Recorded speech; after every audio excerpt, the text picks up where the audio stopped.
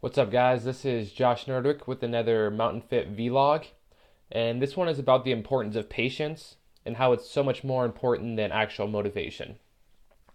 So I think we, as kind of a society altogether, have taken the idea of motivation and put it on this huge pedestal and almost worshipped it like a god, even. And we think that people that are successful because they have motivation. And we're not successful because we don't have motivation. And if we're going to make this fitness change, we need motivation. But if we don't have motivation, we're not going to be successful. And I think we're worshiping really the wrong thing completely. And I'm not saying we should worship patience, but patience is the key to effective change.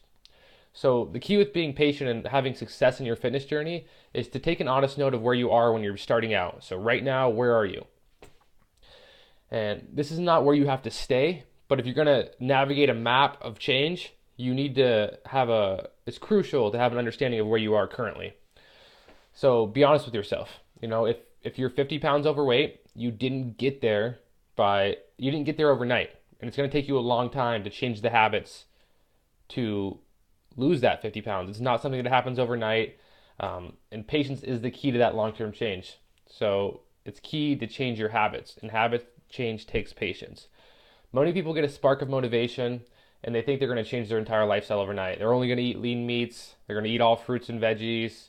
They're going to wake up 2 hours earlier and they're going to follow along with Cameron Haynes' Instagram, and they're going to lift, run, and shoot every day, and their whole life's going to be changed. But it doesn't actually work like that. And these people, they almost always fail. They get killed by their inability to handle that initial spark of motivation. And that initial spark of motivation is something that is actually really dangerous, because handled properly, it'll help you make successful change. Handled improperly, it'll pretty much kill you and make you fail really quickly. So what I want to talk more about is how real change is kind of a long fought war based on intrinsic motivation and patience, not on some kind of extrinsic force, watching somebody else have success, watching what somebody else is doing, posting motivational quotes, watching motivational videos. None of that stuff is real and lasting. That's not what's going to get you there. The root of motivation is the word motive. And we talk about motive in a crime, we talk about why somebody did that crime.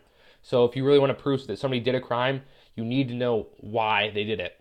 And if you want to know why somebody was successful with their fitness change, you should be asking them why they were successful. It is not some external force, it's something that comes inside. So if you want to be successful, ask yourself why and let that come out. And we see people who want to, cut corners on it and make all the changes overnight, like I said. And we also see that in all areas of life. We generally look down on those people. So, for example, the entrepreneur who cut corners to launch his business, just so he could get it out a couple weeks earlier, and ends up getting shut down by the government because he didn't get his business license, or he didn't have the right permits, or he didn't have whatever else it was. Or we see it, with the waiter who wanted a little bit of extra money so he could, buy that new truck or the new toy or the new bow or the new rifle or whatever else it was. So he takes more than his fair share of tips, and then he ends up getting fired for it. So it's one of those things that always comes back to nip you in the butt, I guess. So to kind of close this out, you want to make a change, think long term, have a long term vision, cut it down into manageable habit changes. For example, like in my nutrition curriculum, we talk about eating slowly, finding the time to work out, eating till 80% full, getting 1 to 2 palm-sized portions of protein with each meal. And we just kind of go with that, with the carbs, how much carbs you should be eating, how much fat you should be eating, how you're taking time. And we just break this long-term vision into small, manageable behavioral goals. And it's a day-by-day process that requires a lot of patience and not motivation.